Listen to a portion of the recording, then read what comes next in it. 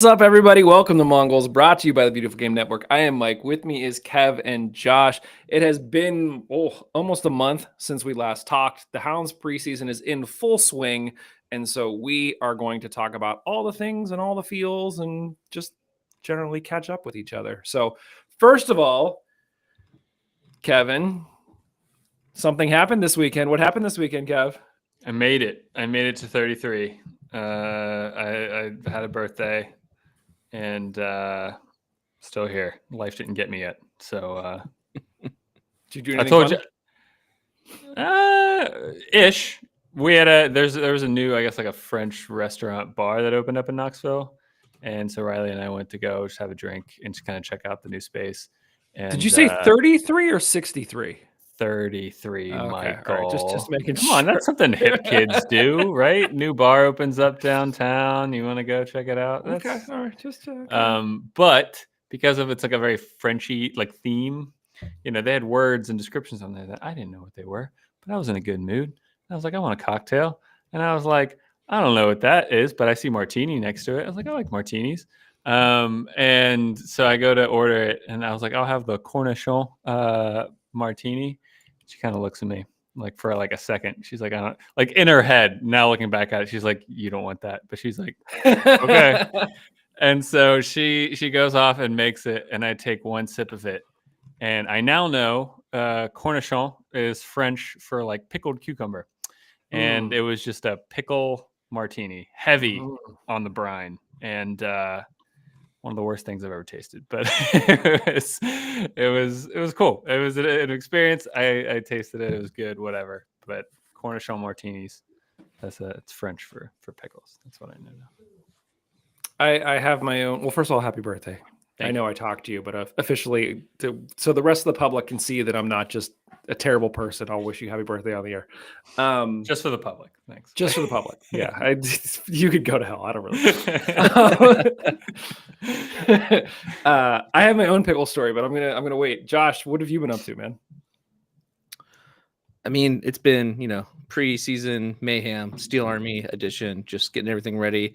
I now have all the components for the membership in stock, ready to go. Nice. Shipping out right after the AGM. So if you order for delivery, that's when they'll start heading out. But yeah, AGM will be the first place to pick them up. So that is all happening, man. It's getting there. Feels like it's going to be a whirlwind preseason. Just getting everything out and ready to go. Yeah. Are you exhausted yet?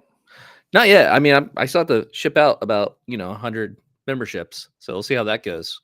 Luckily, I don't have to do what I used to do. I used to have to go to like handwrite all of them out onto the packing, and then go to the post office and be like, here's 100 things, please weigh these and tell me how much I owe you. And the person would look at me like I was the Antichrist. So wait, what do you do now?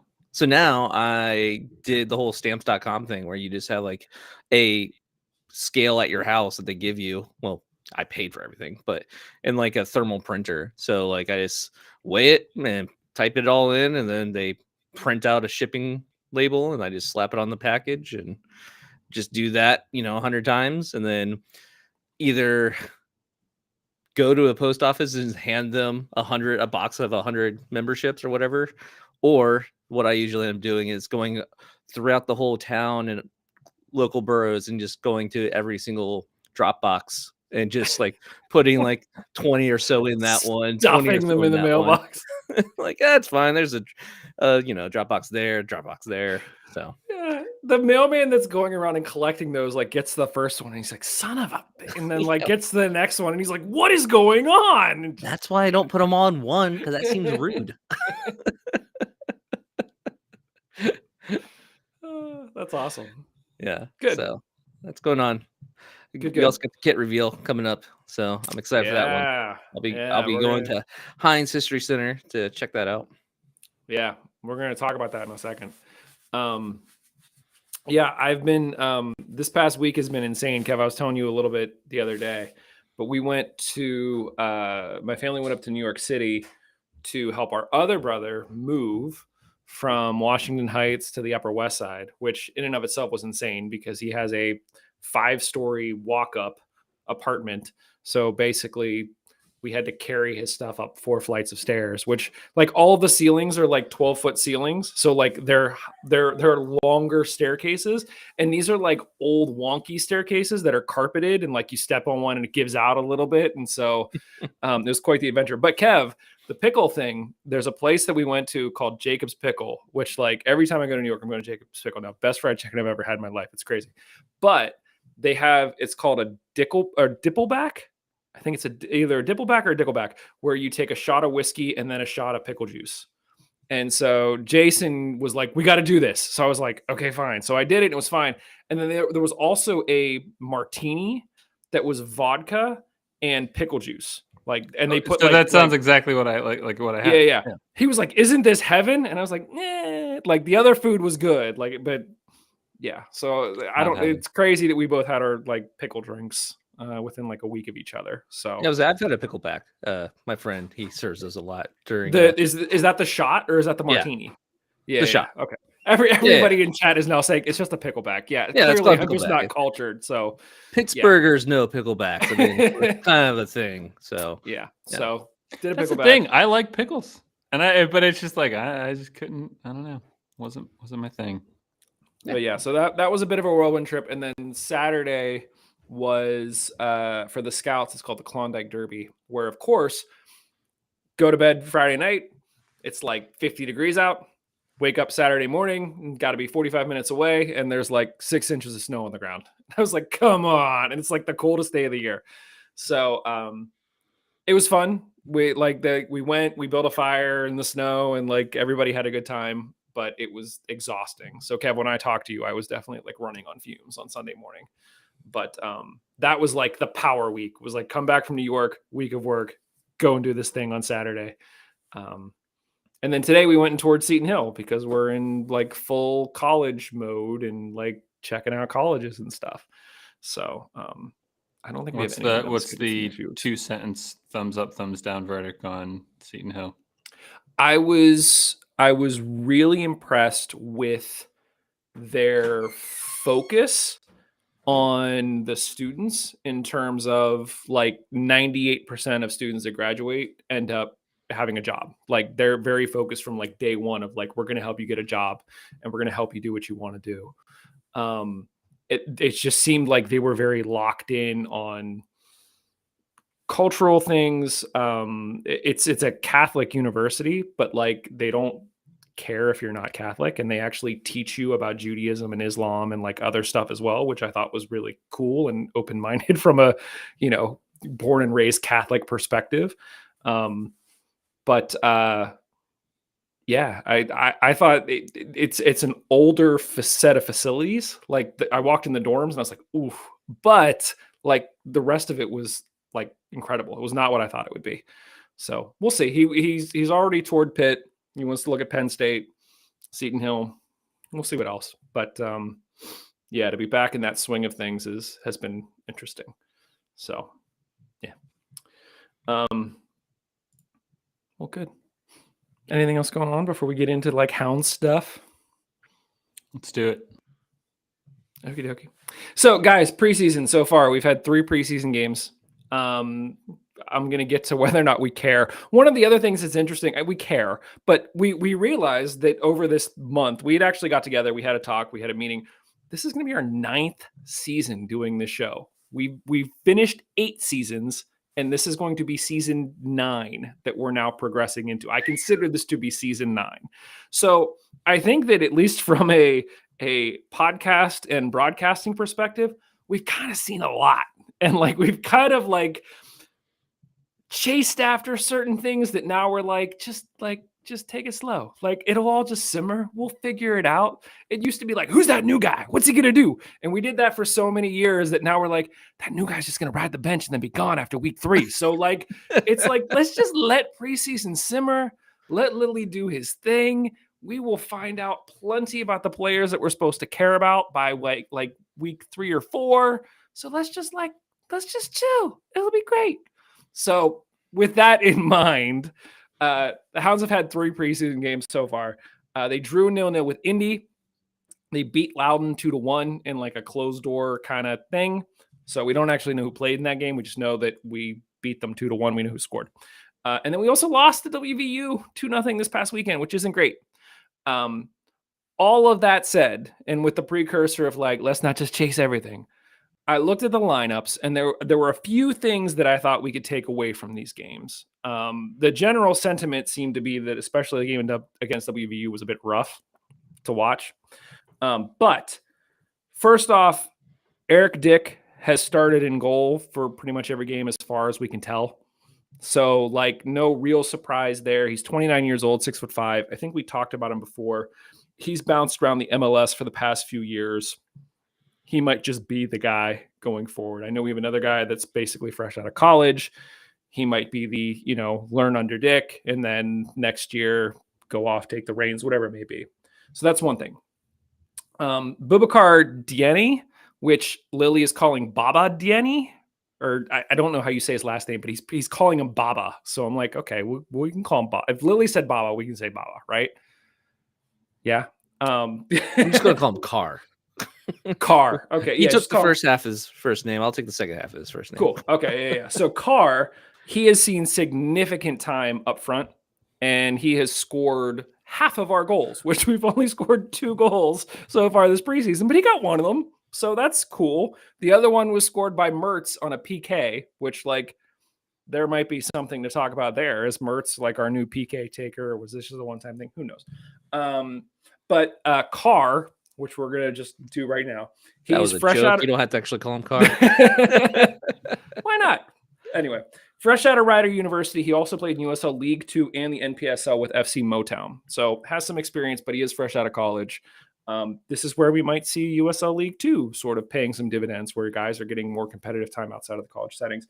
The third thing that was interesting, just sort of looking at lineups, was that Jackson Walty, he has also seen significant time in the midfield across at least the games where we can see the lineups. He is a former Pitt player. He's a defensive midfielder that the Hounds actually tried to sign last year, but instead he went to MLS 2 and split time between Austin and Colorado Rapids 2. So here's a guy that we were chasing fresh out of Pitt. He decided to go somewhere else. Now Lily actually gets him in. This might just be a recipe for another defensive midfielder that is actually putting in some time and paying some dividends. So those were the 3 things that jumped out at me, at least amongst the new guys. There's still, we're still seeing Mertz, we're still seeing Griffin, we're still seeing Fork, we're seeing Etu, we're seeing all the names that we would expect to see. But in terms of the 3 guys to keep an eye out for, especially for the next 2 preseason games that we have, or the remaining 2, sounds like Dick, Diény, and Walty are the 3 guys that might see some significant playing time this year. Any thoughts on any of that, guys? I know that there's been some players that are just getting here because of green card issues and kind of like that kind of stuff. So I would be curious to see if we do see some more faces showing up that are getting more significant playing time. I just forgot his name. The forward I was really looking forward to that we talked about last time. Yeah. The guy who had some time in the EPL. Yeah. Came from the Tottenham Academy. I want to say it was like Kenny or something like that, but maybe I'm combining him and Diény. Yeah. Right. I will find it after I stop talking. So that's one person I'm curious to see. I'm kind of surprised we didn't hear much about him last game. But it sounds like last game was kind of a cluster, so I'm not really that surprised. Yeah. Heard word that Bob was yelling at the team well after everyone left preseason or left the stadium. So it does not sound like that went too well. Yeah. So Bob's in regular season form. I don't think he ever needs to warm up. Like that's. Well, he also got a card in our first game too, which is that feels like that's new for him, right? Like he doesn't typically get cards. Yeah. I'm wondering how bad was the call that would give Bob to get a card. Yeah. Good point. Maybe you got a blue card. Not yet. Yeah. Someday. Oof. There's no talk There's- about that actually crossing over, right? By the way, I have feelings about this that I think go against the grain. I actually kind of like it, but Yeah, I actually don't mind it either. Well, but Kev, no. okay, hold on. You can't just say blue card. Like, tell everyone what a blue card is for those who don't know. blue card is okay. So I think they're floating it at lower league as like testing around Europe, maybe elsewhere as well. I don't know. But with the idea, okay, so we all know what a yellow card is. Yellow card is like, an offense where, hey, that was a little too rough. If you get a second one, you're out. If red card, you're out of the game immediately. You go, and the team goes down to 10 men. Blue cards are kind of like if you're a fan of hockey and you get a penalty and the other team gets a power play. Except in hockey, what generally it's like around, on average, it's around like 2 minutes. For blue cards, it'd be 10 minutes. And so the offending player has to go out the field, and I believe the team goes down to 10 men. 10 men. And the opposition gets power play for 10 minutes. Yeah, basically power play. Yeah.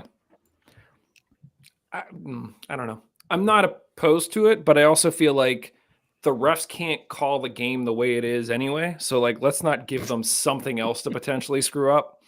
So, Yeah. It's Sterling, by the way. That's who I was trying to remember. that's right. Raheem?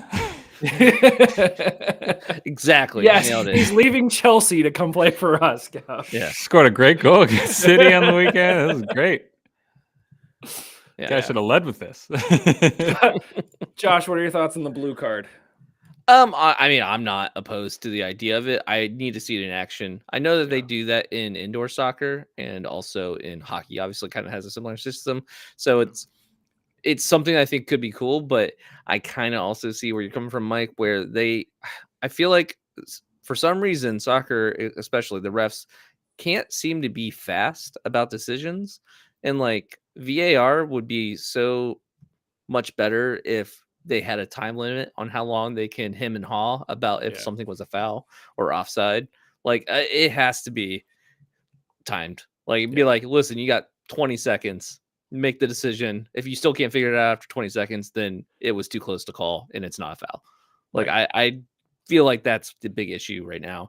And if it comes to blue cards, are we going to get situations where it's like, well, we're reviewing the blue card to make sure it's not actually a yellow card or possibly a red card? And like, no, that sounds like a nightmare. And then you get in a situation where the coaches can challenge the blue card and like they have so many challenges because being down to 10 men for 10 minutes, like that's debilitating. I mean, you might as well just give them a red depending on when it happens. So let's not be hasty there, but yeah. So I didn't realize this was a thing. I was listening to the one Aston Villa podcast, and they were saying how in the MLS they now have if you like go down injured, you basically have 15 seconds to get up again, or you have to leave the field for like 2 minutes or something like that. So like if you're hurt, you're hurt. But if you're like rolling around and thrashing them out, you got 15 seconds to get up. Otherwise, you're out. And I kind of like that, like rein that part of the game in so that you can't just have this constant stop-start. But there's a lot that needs to be fixed, and it's not going to happen. But yeah, I don't think the game's that broken. We need to be careful, otherwise this is going to quickly dissolve into non-Hounds chat. But I think it already has with blue card talk. But okay. Yeah. So I guess back to preseason, guys. We've played 3 games. Jackson Walty.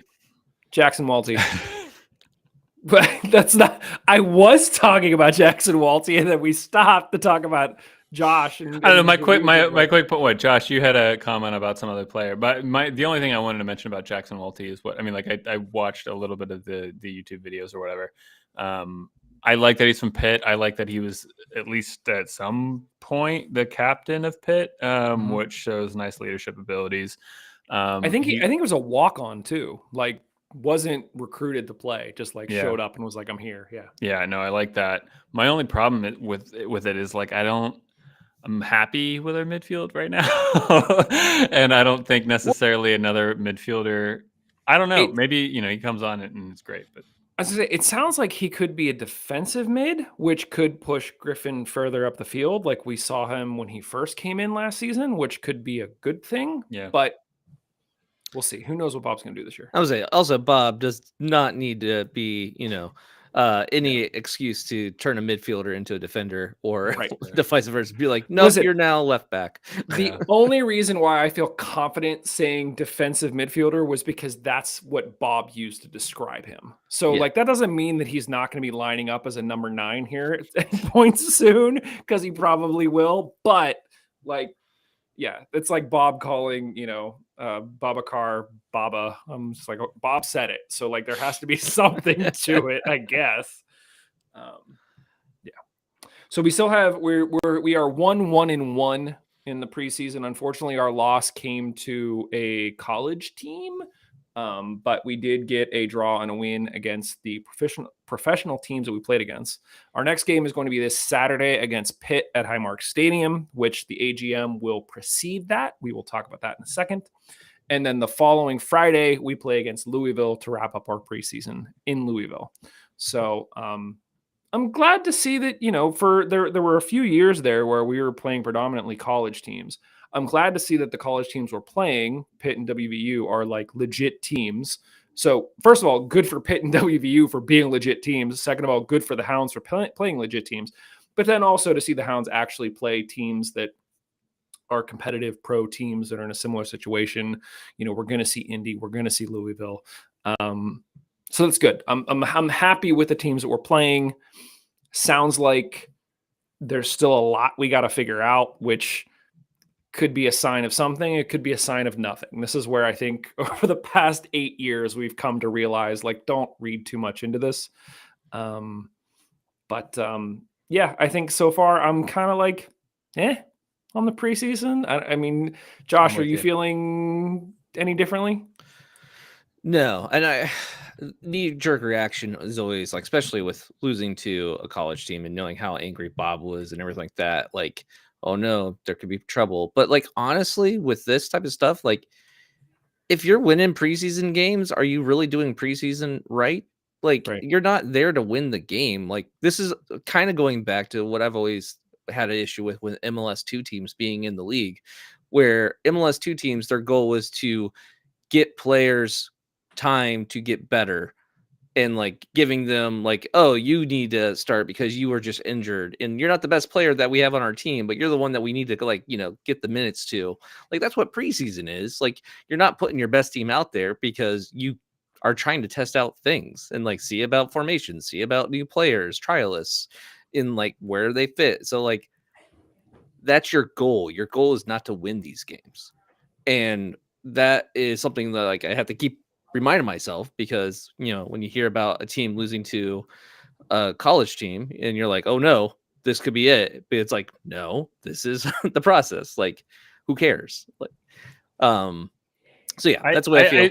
I assume you're saying that in the sense of like putting a floor to the disappointment, because I also don't. I get the sense that like if we won all our games 5-0, I don't think you'd be like disappointed either, right? Like, no, but at the same time, I would think that means that Bob has the team to the point like he's way ahead of where he's usually at, and he knows the formation he wants. He knows everything. Like, he has his pieces in place, and it's just now playing to see how good that those pieces play together. I feel like when you're losing these games, it's more like, okay, this is the time to lose, to figure out what's going on and like what best look. But if you're winning 5-0 every game, like I think it was Indy won 7-0 their last preseason game, it's like, cool. You either we're playing a really crappy team, or like the team that you played against did the exact same thing I'm talking about, where they're still trying to figure out what formations to go with. yeah. Or you're firing on all cylinders now. So congrats. But I don't think that's what this is. So I think the closer we get to the start of the season, the more nervous I get. So if we lose the next 2 games like 5-0, I might be like, ooh, like that's not like you would expect that after we lose 2-0 WVU that Lily would change some things to try to work stuff out. And if that's not the case, if we keep getting crushed, then it's going to at least put a little doubt in my mind. But otherwise, I agree with you 100%. Like, sure, this is when you're just trying to figure it out. And there are times that we get into the season too, where we'll be losing, but all 3 of us have said like, Yeah, but the eye test is showing that like we're making progress or we put in a good performance. And so, yes, it stinks to lose, but we are getting better. That doesn't sound like that was the WVU case. Kev, do you have any feelings about being 1-1-1 at this point? No, I'm notoriously very just yeah, I don't care about preseason. I agree with the sentiment that Josh gives. Is like I think it's a time to figure stuff out. I think it's a time for players to get used to their new living quarters, coming in, playing in Highmark, the new training facility. Just kind of getting used to the players that you're playing with, and I think partnerships are important in any sport that you play in. So I mean, all this takes time, especially Lily, who can be. I get the sense not the easiest coach to play under. So, I'm kind of with you. If in the last preseason game when we're playing Louisville and we look bad, then fine. That's pretty much the only thing I'm taking away from like preseason action, especially results from preseason games. If we still have trialists that we have not signed, and so we like right now we have 6 trialists I think we haven't signed yet. So like if they're still being trialed, then I would expect them to still be getting time on the field when their starting players would not be on the field. You know what I mean? Right. So like even that last game, if we are still testing out trialists, like that's not our full team. That's not our strongest team. That's trying to figure out if the guy who's going to be riding the bench is going to be on the team or not. Yeah, Mertz and Forbes and Griffin and Rovey, Lily knows what they are. Like he doesn't need to play them in every preseason game. Etu, he knows who they are, and he doesn't need to give them minutes in the preseason because he knows what he's going to get out of them. So, yeah, agreed. So yeah, 2 more games. We'll see how it shakes out, and then we're going to be talking season here.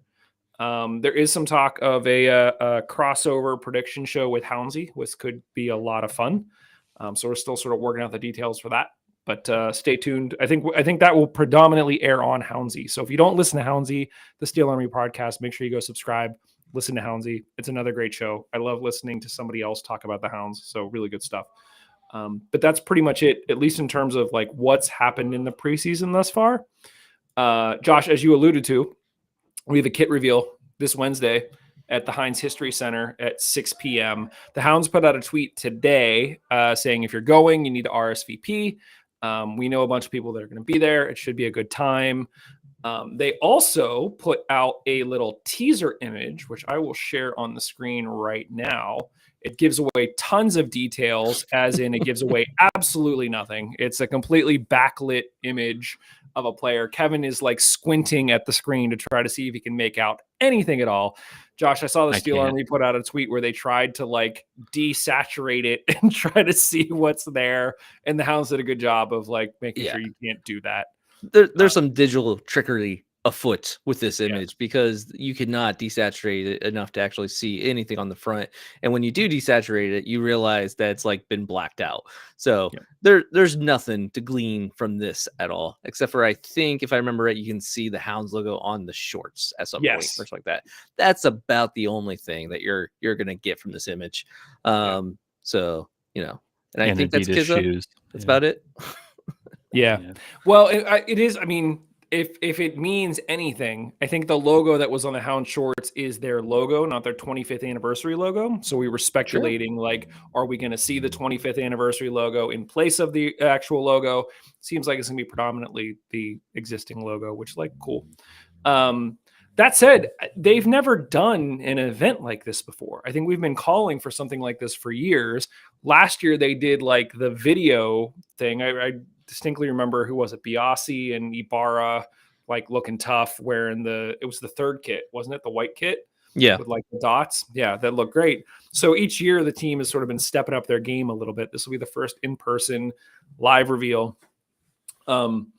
Josh, you're going to be there. Do you have any sort of thoughts or ideas on what you think we might see there? It's like 2 hours long, which surprised me. It's not short. This isn't like, go in, have some, cocktail weenies or something like that. And then they show off the kits, and that's it. Like this thing sounds like there's gonna be a lot of speeches, which we've had kit reveals at Highmark like that before, Yep. where like everyone sits down and like Bob introduces the players as well, and they come out in the new kits, and like Bob does the thing where he says like every single player's name and gives a little bio about them, and like makes them all embarrassed. It's like the first day of class like that, and they're just like sitting there listening to Bob gush over them about whatever reason why he signed them. And then that's when you also find out that Bob has all these like connections through like, and like I know him because he played and blah blah blah, and then we played against them and blah, yeah. So it's always kind of fun actually. So that I guess that could take 2 hours. Now that I think about it, it's Bob. But Yeah, for sure. but yeah, the fact that it's at Heinz is kind of cool. Like Heinz History Museum, that should be really fun. I'm kind of surprised by the fact that it is there. Makes me wonder what they're gonna do and like what kind of clientele they're like bringing to this thing. Like, are they wine and dining some people for this? Are we It's not going to for get my like, benefit? I can tell you that much. Like, do you think we're going to get some kind of like red ketchup kit? oh my god, no, I don't know, man. It's gonna be interesting. The collab with the History Center, like some history of Pittsburgh on one kit, like a whole story of the city. No, we talked You about say busy this, kits, like, but yeah. Well, no, listen, so we've Heinz- seen the warm-up kits. Like the Yeah. warm-up kits are kind of busy. They're cool. that's where you do the but yeah. busyness is the warm up kit. You know what I mean? Yeah. The Heinz Kev? History Center is in between downtown and the Strip District, right? Yeah, Yeah. that's it. Okay, yeah, Yeah, I like the idea of them getting outside of Highmark and kind of getting into the city a little bit more for any kind of event. That's kind of I like that. It's cool. Yeah, Agreed. and they bringing back it to Heinz ketchup is they recently got the giant Heinz ketchup bottle from the Steelers stadium once it changed names. They are the ones who got one of those ketchup bottles, and now it's on the side of the building, which is pretty cool. I actually drive by it every time I go into work because I'm also on this strip, so it's pretty cool. Makes it easy for me because I can just go to work and then just walk over to the History Center. Don't have to pay for parking, so sweet. The last time we did something not at Highmark that I remember at least was the very first season at Highmark. They did a kit reveal at Hard Rock Cafe. They Whoa. had Like still in Is Hard- Station Square. Is Yeah. it still there? Okay. Hard Rock Cafe is still in Station Square, yeah. Oh, okay. So they had like the stage at Hard Rock, and they had all the players come out, Hunter Gilstrap with the new keeper kit and all that kind of stuff. Yeah, it was really fun. And then ever since then they just done it at Highmark if they do anything at all. Yeah. All right. Well, yeah, so it should be exciting. Apparently, if you haven't gotten your tickets yet, you might still be able to RSVP. If you go over to Twitter, the link is there. You can click, but you have to RSVP to get in because it sounds like there is going to be some limited space. Kev, any hopes? What do you think we're actually going to see? Black and gold. Beyond that, no idea. Way to go out on a limb, Kev. Well, how could you know? How could you know, Mike? You know what? I have this weird feeling that for all of the hype of it being Charlie, and like Charlie does a lot of like subliminated stuff, I'm expecting to see like a solid black kit, which is like the logo and Charlie, and like just straight black, like black top, black shorts, black socks. We'll see. Maybe I'm taking the teaser that they put out too literally, but I think after seeing sort of like the gray with the subliminated stuff for the practice kits, I don't know. We'll see. Yeah, I think we're still gonna see black and gold. Like we're still gonna have the hoops. I think the hoops are not going away. That's my hope. I think it's going to be a lot more stuff happening with the hoops, but I think the hoops are going to be there, which will make me happy. It won't make you happy, but it will make me happy. Remind me again too. I mean, have we switched like kit sponsors, or not kit sponsors necessarily, but kit manufacturers? Yes, Charlie. Yeah. Instead of Adidas. Yeah. I don't know what that is. Clearly, you weren't on the last show, Kev, where we talked all about this. Yes. So Charlie, they predominantly do the kits for Liga MX in Mexico. Okay. And I don't know if they were the primary sponsor for their whole league or what, but they're starting to move north. And so I think there's a few other teams that they've partnered with this year. but Sweet. this is sort of like the big foray for them into the US market. So there's a chance for them to really kind of want to show off Make and a do something splash. fun. Yeah. Yeah. And so we're getting all new kits. This isn't like in previous years where you just get a new home kit, but you keep the away. It's all new. It's a new provider, new everything. So Cool. the practice kits look cool. They're all wearing pennies that say Charlie on them. So we'll see. They also the team also put out a teaser today of the guys, like it was raining, like there was a shot of Rivera and Biasi and DeShields like opening a box, and you're like, oh, and like teasing that on Wednesday they'll reveal to the world what the kits look like. So again, I like the effort. Like it's better than cool. we've seen previously. So Yeah. good.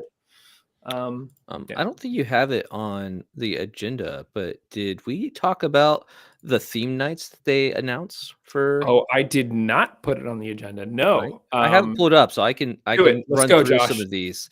Do it. So we have a mini banner giveaway in Light Up Thunder Sticks for the first game. Nice. So that's a classic, Thunder Sticks. Okay. Yeah. Loop Rollins, which I believe is a guy who has a whip and he does like whip tricks. So that's I gonna want to be be neat. I need something like that in my life where it's like, Mike, the guy with a tree. Like, Yeah, just the whip like guy. something Come on. random. Yeah. Of course, $1 beers are coming back. We have a couple of those. Then they got those squish ammo giveaway. Those like the Mhm. ammo head. That's like a Yeah. little stuffed animal. Those look cool. Then I think Hacksaw Jim Douglas is going to be there. They have a couple of guests, like celebrity guests. I can't remember exactly who it is, but June 1st, the one I'm excited for is the Kenny Forbes bobblehead giveaway. Yes. So he will be joining my ammo Nice. bobblehead and getting a Kenny Forbes one. So I'm excited for that one. And then they have Mount Rushmore giveaway, which is Hall of Fame night. So what we're assuming, they don't say it, but we're assuming that it will be like Mount Rushmore of like big hounds, Yeah. like people on like a Mount Rushmore type poster or something. Or maybe that's going to be like a little mini stadium like they did last time, but it's not Rushmore, but it was like, we'll see. We could have a whole debate about like who's on the Mount Rushmore, but we won't. Just keep going. We'll save that for another show. Everyone was waiting for this with bated breath. The superstars are coming back, so don't worry, we have them coming back. Some dude that does magic, Brian Cummings, is going to be there. Chainsaw juggling with Mad Chad. So we got Whip Guy and Chainsaw Guy. Not going to be there the same day, unfortunately. That could have been interesting. And then a puzzle mosaic giveaway. I don't know what that's about. Like, I'm guessing like a little like table puzzle that maybe is Highmark or something like that. And then just more dollar beers. So I'm excited for some of these. Like I'm kind of excited for I'm super excited for the fact that we're actually going to get a player bobblehead. Like that's fun. I think a bobblehead should be like every year a different player. Well, even just the anticipation of Whip Guy and Chainsaw Guy, even if it's terrible. Oh yeah. The anticipation is already like you've won, right? It's like it's fun, right? You're like, oh, what's Whip Guy gonna be like? Even if it's bad, it's that joy that you've got from the anticipation. It's great. Are you implying that Whip Guy could be bad? I don't think any Whip Guy could be bad because either he is so good that he amazes you, or he hits himself with the whip, and you're just like, ooh. So like either way, it is a good show. Listen, I think you could pick sort of any kind of task and put them in front of a bunch of people, and like if they get excited enough. I saw a video today of the guy. It was like on the 16th green of the US Open. All he was doing was changing the placement of the hole. But because there were like people in the stands around him, as soon as he goes to punch the hole, they're like, yeah, like losing their mind. And I could just see that being a Whip Guy, and even if they're terrible, it's just like, yeah, Whip Guy. I'm a little bit sad we don't got chin balancing guy back. I don't know if you remember, he would just balance stuff on his chin, and he had like a giant ladder balance. But that kind of gives it away. Like I know what chin balancing guy's gonna do. He's gonna balance things on his chin. What is Whip Guy gonna do? Right? He's gonna whip things. Well, is he? I don't know. Is he gonna like grab things and like move them around? Right? Is he gonna like swing on things? What's he gonna whip? Is the question. Yeah. Or is he gonna like use it like a ribbon dance, like Will Ferrell in Old School, and just like prance around the field and not That's actually whip possible. anything at all? I don't know. Love This guy that has a idea. cowboy hat and like he looks like That'd he's make gonna it be. even better. That would be better. You're right. Yeah.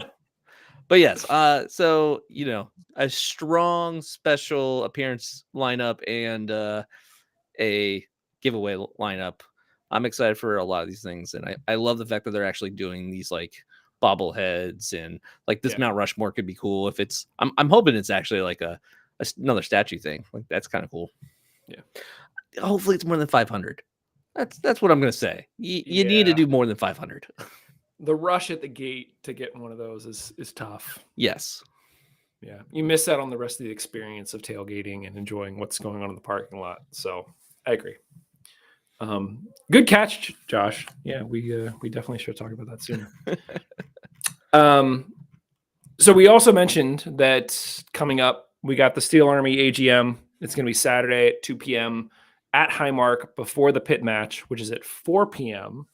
Josh, any little teasers as to what people can expect from the AGM? Yeah, so we go over our normal slides where we talk about what we did last year, what we spent stuff on, and all that kind of stuff. But this year we have 4 people running for the 2 open member representative spots. So that's always exciting because now we actually have an election on our hands. And sometimes we're just like 2 or 3 people apply, and it's not much of a race. But yeah, 4 people, and they're all great candidates.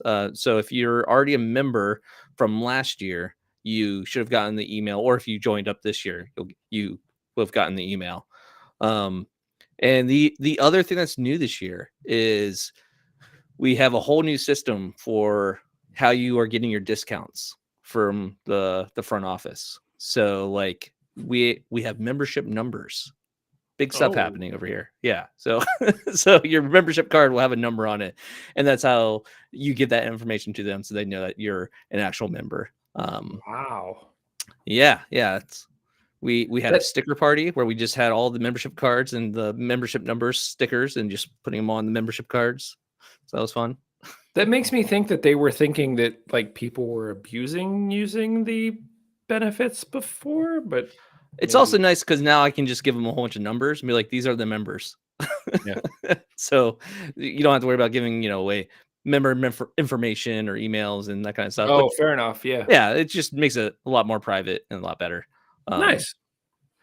Yeah. So that isn't a huge deal to most, but it is going to be a change. And we've already lined up some good discounts from local businesses. So we'll be announcing those. Most of them are from previous years, but there are some new ones. So that is also nice to see some new local business discounts with your membership card. Yeah. Awesome. So yeah, if you're a Steel Army member, make sure that you get down to Highmark this Saturday at 2 p.m. for the AGM, and then you can stick around for the game against Pitt at 4. Good stuff, guys. One other thing, well, I guess 2 other things that I wanted to touch on here. The first one is it's been making the rounds for a while now, all over the Twitterverse, sort of the craziness that's going on with the U.S. Open Cup. Kev, I think we actually talked about this the last time you were on, which was probably 2 months ago, where MLS is attempting to withdraw from the U.S. Open Cup and instead just enter their 2 teams, basically saying that there's too many games, too much game congestion. They can't stomach doing the U.S. Open Cup, all the while they introduce a new tournament where they play between, the U.S. and Mexico. So it's total hypocrisy. And there's real concern that the U.S. Open Cup is just going to tank as a result. It's just going to go away. And that would be a real shame because the U.S. Open Cup has been around literally, it feels like forever. We are now getting confirmation as of today from Jeff Carlisle on Twitter that Arthur Madison has resigned as the head of the Open Cup committee. And the rationale was, he said he was asked to, quote, stand down by higher ups on multiple occasions in terms of finding a solution as it relates to MLS participation. And he says that the cup is in grave danger. So now we're in a situation where the basically the head of the U.S. Open Cup committee is stepping aside because he's been pushing back against MLS, and the powers that be are saying, stop pushing back against MLS. And he's thinking that we may not have an Open Cup. And there's been an even more recent update now where preliminary plans for the Cup this year have been approved by a subcommittee on the Federation. And it's looking like there's going to be a compromise. So we are going to get a Cup, but it's going to be not the same, but not everything MLS wanted. It's not been like confirmed yet, but we're talking like there'll be like a hybrid tournament where not every MLS team will participate, but some of them will, a percentage of them will. And part of the wheeling and dealing was one of the things that MLS was asking for, apparently, was like 40% of ticket sales for away games that MLS teams participate in. So like they were trying to get a cut of that profits that teams make when MLS goes into like a Highmark Stadium or Lower Field or something like that. Not Lower Field. What's the name of the Louisville Field? I can't remember. But that's just BS. Like if they got the 40% deal and they get this, that's not great. But overall, yeah, it's a really crap situation.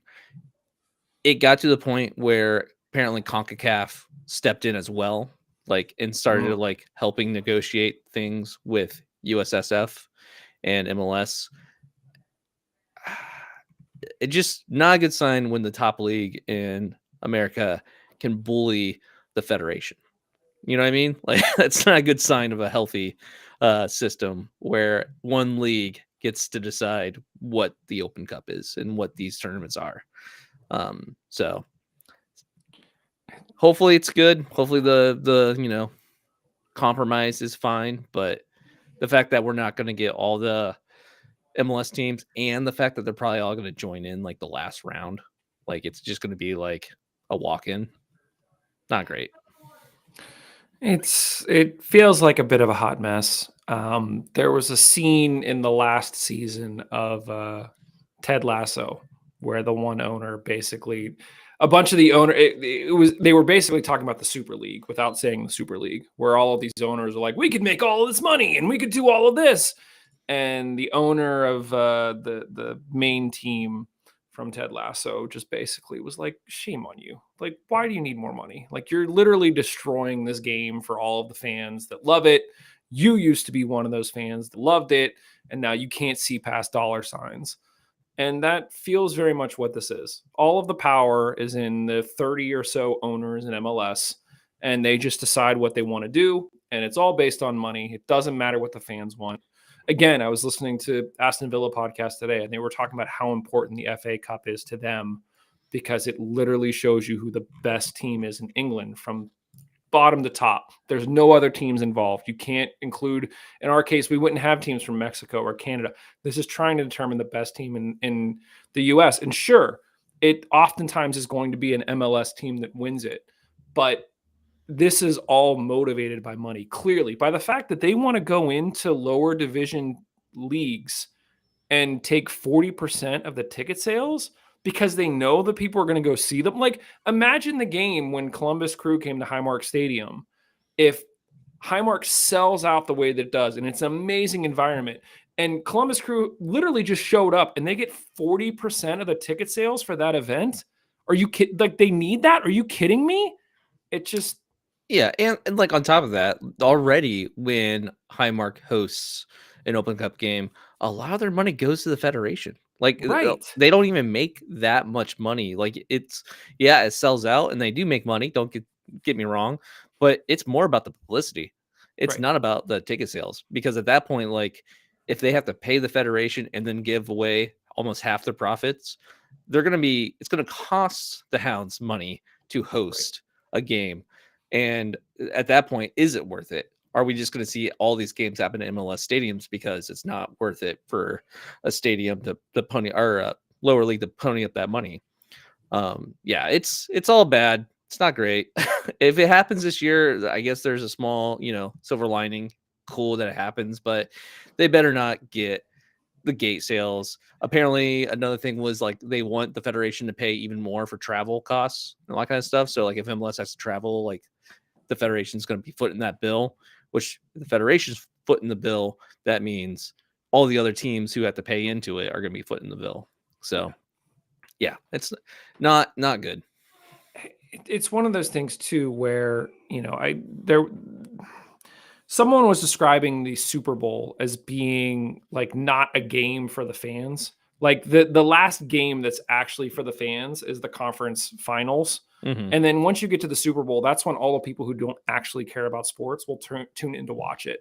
And it feels like the Open Cup is one of those things that it's for the fans.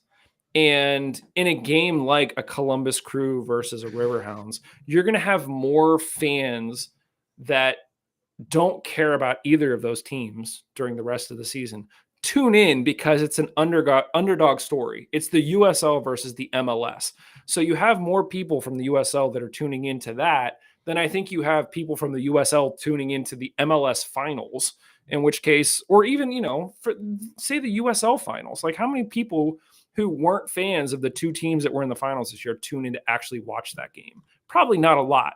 But if you have sort of a David versus Goliath sort of situation where the big team's coming down to play at Highmark Stadium, there's a story there that people want to tune in and watch, and you want to root for one side over another, whatever it may be.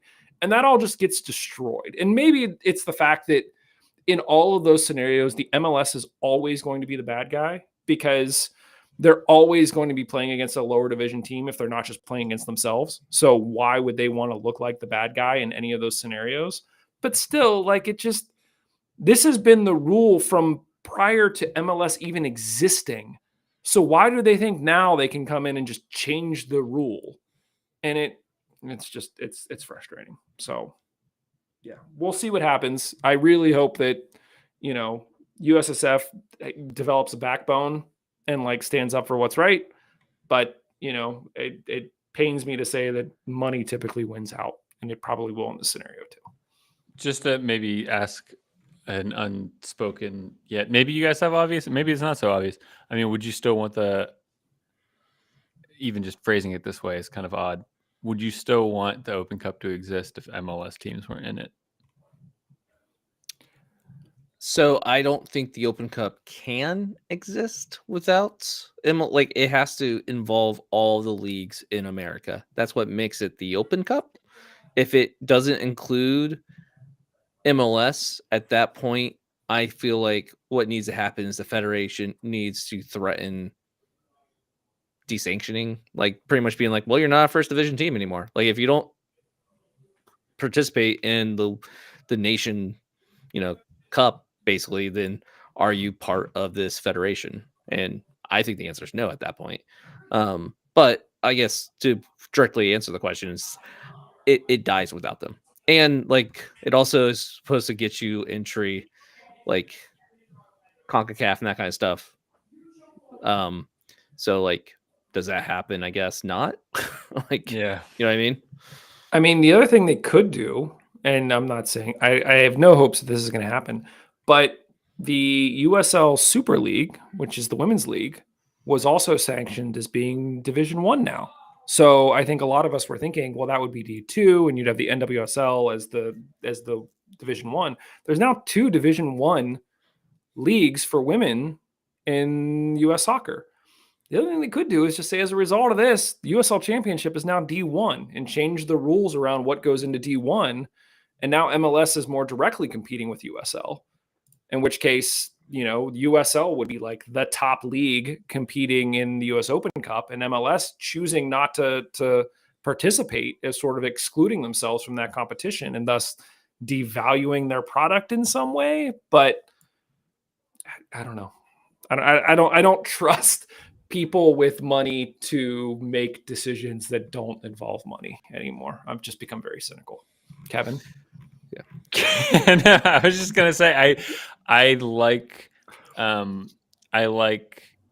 considering bold changes to things like this. I don't know. I'm Rory Smith, a journalist who covers soccer. I don't know what he's doing anymore. He once was for the New York Times, like the lead soccer editor or whatever.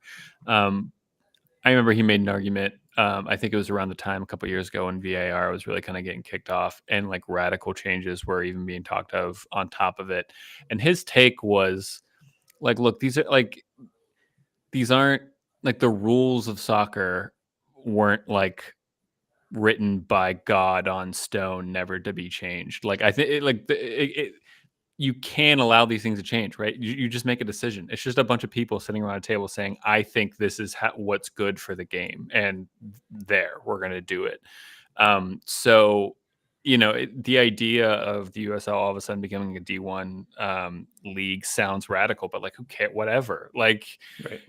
And even if something like, then, and then if for whatever reason it doesn't work and then things change after that, fine, change it after that. And we can all remember that one time when USL was D1 or, you know what I mean? Like I don't know. So, I mean, I understand that underneath all of this are real people who, are employed through the sport, and fans who, gain a lot of community and enjoyment, and identity by being a fan. And you don't want to, take that away and devalue it in any way that's unnecessary. But at the same time, I don't know. I don't think everything should stay the same in sport, and this might be one of the cases. And that's not me trying to say that like MLS should leave. No, I think it's terrible. I love the idea of the cup, existing as it has been, and Yeah, like would the FA Cup exist if the Premier League didn't play in it? Well, no.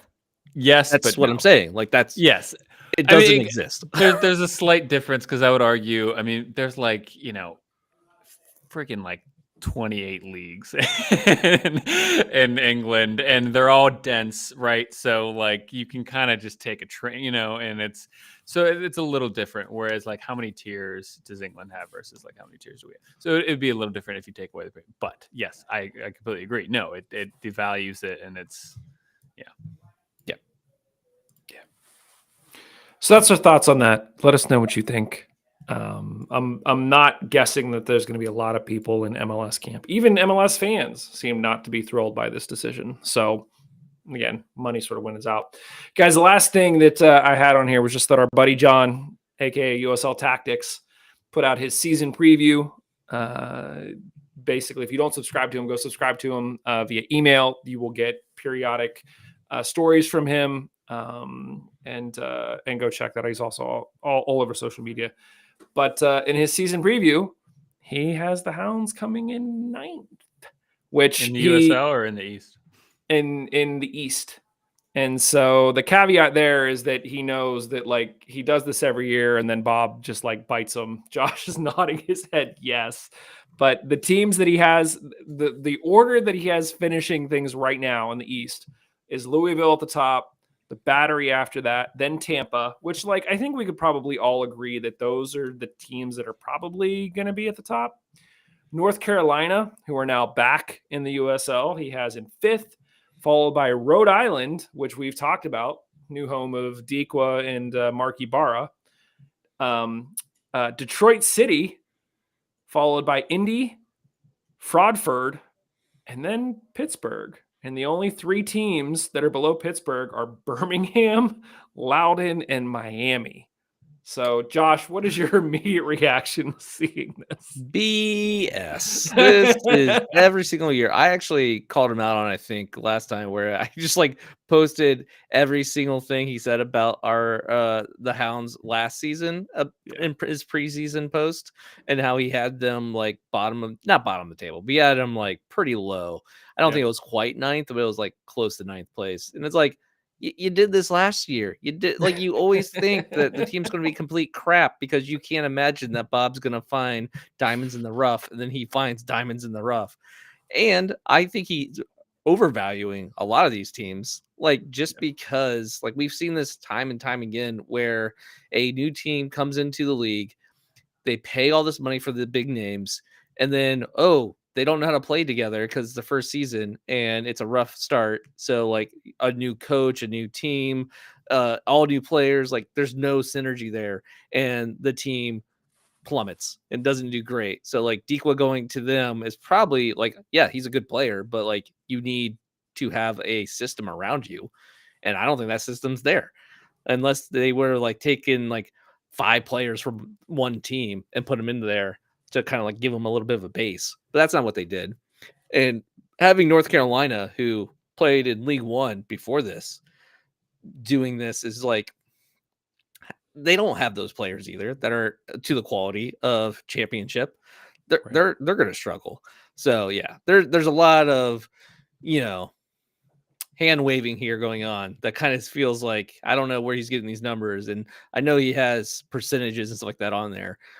So I'm sure he has some math backing this, but I think it's fuzzy math at best with loose statistics to base it off of. Liz added a comment saying, to be fair, you guys are real negative last year. I was real negative last year. I feel like you guys were generally more positive. So it wasn't hard to be more positive than you. This is true. I was very negative last year. Kev, do you have any thoughts on ninth? I feel like you're going to be the one that's like, I think that's fair. Like, look, I'm trying to understand. If I'm trying to put myself in his shoes, right? Now, if I put myself in his shoes, he has to make these off of some kind of like, data and like empirical something, right? Like he can't just say like, Lily's done it before, he'll do it again. So fourth. I want a T-shirt that says empirical something. Yeah, I mean, so I get that in that sense. Every year, we have turnover, and every year it seems like we tend to lose, core players. So I understand, putting us that. I think, the best thing we can do, I think, year in and year out is to try to get more out of Lily. And if that means hiring kind of professional staff, front office staff, or even like coaching staff that take away like noise and distraction from Lily's job of, winning games, then I think that's the best signing I think we can make. Because he's shown, as Josh has said, like, yeah, he's shown the ability to go out and create a team that works for him that season. And I have no doubt he'll do it again this season. So yeah, obviously, like, yeah, ninth, way too low. But like, what do you want him to do? Like, other than say like Lily's great in fourth, and then it's just like, then it kind of, so. You can make math say whatever you want to say. He can make the math work. Exactly. Yeah.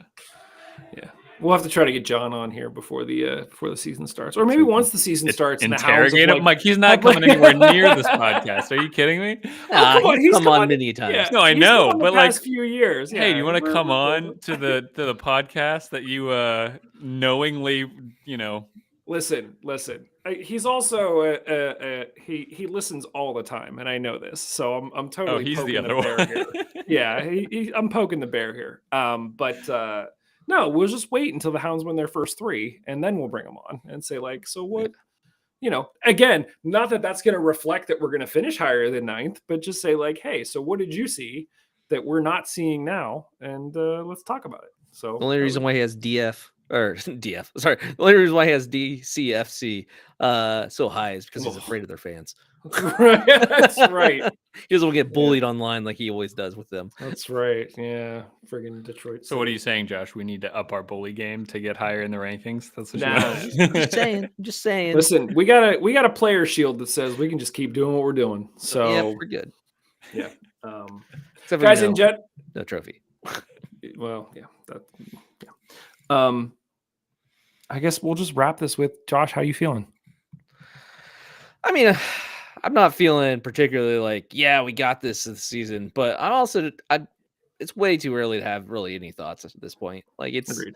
Right now, it's just preseason. Just wait until the first game and start seeing how it shakes out after those first couple, 10 games, look at the tables, and then make some judgments. Yeah. Agreed. Kev? Yeah, no, I agree. The only thing that could change my opinion on what I expect this season to be like after just being in the middle of preseason is a signing like Dane Kelly, and Dane Kelly didn't work out. So like, that has just blown my entire expectations of like what can move the needle for me in preseason. Nothing can move the needle to me at this point. And it's, it will, I trust Lily. Do you guys have any thoughts on now it's becoming more and more apparent that like Dick is going to be hard to beat in keeper this year? I Get can't. it together. Yeah, I can't. Okay, we're just going to leave it at that. Guys, one other thing I will sort of like inside baseball sort of share with you guys. We did have a sort of Mongols powwow to sort of talk about what the future of the show is. And I think that the exciting thing is that we're kind of growing and expanding and sort of moving some things and trying to introduce some new faces and voices and getting the conversation to include more people than we sort of had in the past. So the three of us aren't really going anywhere. You're still going to hear us a lot over the course of the season, but there may be weeks where, maybe I'm not, leading things off and maybe it's somebody else. And so we're really excited. We've always said from the start of this that we want this to be sort of a water cooler where more people hang out. And it's gotten really easy. Like the three of us love talking to each other. I think even if there wasn't a show, we'd probably just get together and talk to each other. The fact that it's recorded and live just happens to be a thing. But I am excited to get some additional thoughts because, again, we've done this for 8 seasons. So our perception of the team and how things are done are going to be very different from some people who might be new to the team and, might see things in a different way. And so I'm really excited to sort of see what shakes out over the course of the season. I'm not saying it's all going to happen right away, but definitely some things that are coming that keep an eye and ear out for. And we love your feedback. So if you guys have any thoughts on things, or if there are people that you think would be great voices to add to the show, feel free to let us know. We're still on X or Twitter. We're also on Threads. You can also leave a comment on this video on YouTube. Or if you listen to the music or if you listen on, YouTube music, whatever, I think you leave comments there as well. Or leave a comment on your, whatever podcast player you use to listen. And I'm sure we'll get it some way that way too. So, yeah, lots of cool stuff to come this season. Guys, anything else for this one? That's all I got. Cool. If you haven't already, make sure you go, first of all, RSVP, go check out the kit reveal on Wednesday night. And then Saturday, AGM, 2:00, Highmark Stadium. Should be a lot of fun. Make sure you get there. Otherwise, thank you, everybody, as always. I am sure that we will talk to you very, very soon. cheers. Later.